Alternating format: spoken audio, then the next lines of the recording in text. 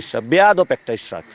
তো এই যে তারা বেয়াদবিগুলো মানুষের সাথে করতেছে, এই যে রবিউল খুনের মামলার আসামি, চারিদিকে তাকায়া দেখি সন্ত্রাস আর সন্ত্রাসে বড় কোন জায়গা যায় এসে পড়ছি। নাসিরউদ্দিন পাটোয়ারি একদম মাটির মানুষ, এখন যেভাবে পাইছেন ইনশাল্লাহ ভবিষ্যতেও পাইবেন। আমার মধ্যে কোনো পরিবর্তন, আমি খুবই সহজ সরল ছেলে, স্পষ্ট কথা বলি, এতে কারো মাথা গরম হয়ে যায়। পাশাপাশি সিম্প্যাথি পাইতে চাইলে তো তাহলে আমি রাস্তার মধ্যে শুয়ে থাকতাম, ওইসব সস্তা জিনিসের জন্য আমি না।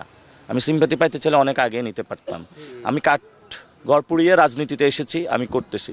উনি সাহস থাকলে আমি এখনও বলবো, উনি কালকে বলুক, যে কালকে জনগণের সামনে আইসা অঙ্গীকার করুক যে আমি মির্জা আব্বাস আজকে থেকে চাঁদাবাজি ছেড়ে দিলাম, আমি মির্জা আব্বাস আজকে থেকে সন্ত্রাসী কার্যক্রম ছেড়ে দিলাম, আমি মির্জা আব্বাস দুর্নীতি ছেড়ে দিলাম, এবং আমি যে অপরাধ করেছি এটার জন্য পুরো বাংলাদেশের ক্ষমা প্রার্থী।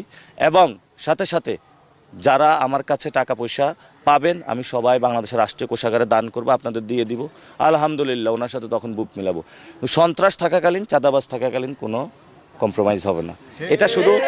এটা শুধু মির্জা আব্বাস না, 300 আসনেই তারেক রহমানের সব গডফাদারদের দিয়েছে।